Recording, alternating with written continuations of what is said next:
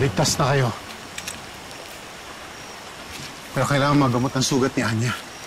Ikaw mo siya ng dahon mula sa puno ng mulawin. Hindi ko alam kung paano ako lubos na makakapagpasalamat sa iyo, Panabon. Sino pa ba magtutulungan kundi tayo mga mulawin? Pero ang sabi mo, hindi pumayag na magpadala ng tulong ang Avila. Sarili kong desisyon ang ginawa ko. Hindi ko maatim na mapahamak ang isang tabo na katulad ko. Ikaw, Anya, sa susunod mag-iingat ka, ha? At huwag mo nang susuwayin ang iyong ina. Mahal na mahal ka niya.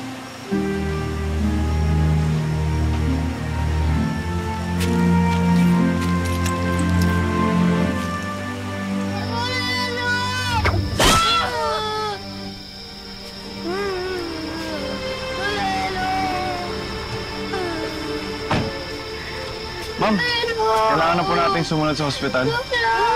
Bawal nyo ka dito! Huwag niyong kakalagan yan! Hayaan niyo silang mabulok dyan! Naiintindihan niyo? Opo, senyora.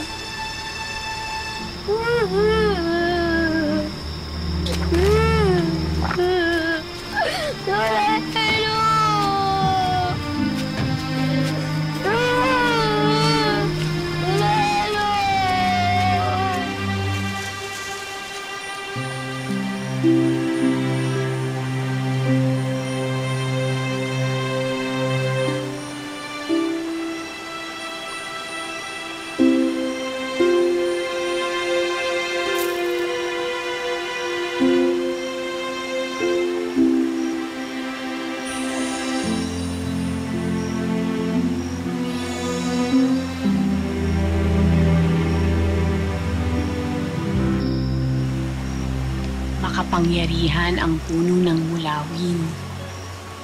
Ang mga dahon nito ay may kakayahang magbigay lunas sa mga sugat. Minsan, sa isang saling lahi, nagtubunga ito kung saan makukuha ang berdeng binhi. Ang berdeng binhi ay may kapangyarihang magpagaling ng pinakamalalang kapansanan o karamdaman. Lahat tayo mga mulawin, kumukuha ng lakas mula sa puno ng mulawin. Kaya kung mawawala ito, mawawalan din tayo ng buhay. Para pala siyang ina nating lahat. Kung wala po siya, ano na tayo? Kung wala po kayo, ano na ako? Patawarin niyo ako, ina. Nagkamali ako. Lola! Lola, bakit mo ginawa yun? Sana po ako na lang.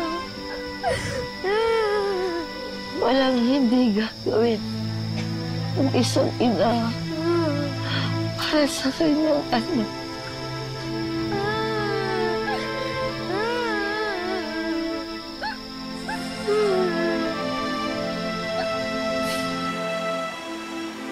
Hindi ka pa man humihingi na ibigay ko na sa iyo ang kapatawaran. Walang hindi gagawin ng isang ina para sa kanyang anak.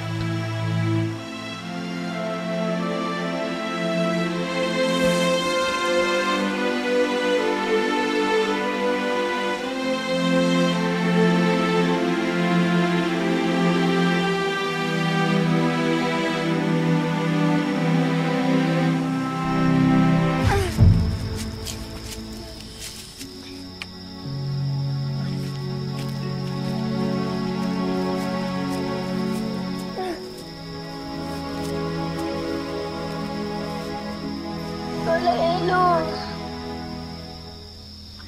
Bubisig po kayo! Huwag niyo po ako iwan! Ayoko nakikita na iiyak ka. Huwag kang mag-alala hanggang kailangan mo ako. Hindi ako mawawala. Rico, Mahal ko po kayo. Na mahal kita, Rodrigo. At hindi ko kakayanin na mawala ko pang muli sa akin. Anak ko.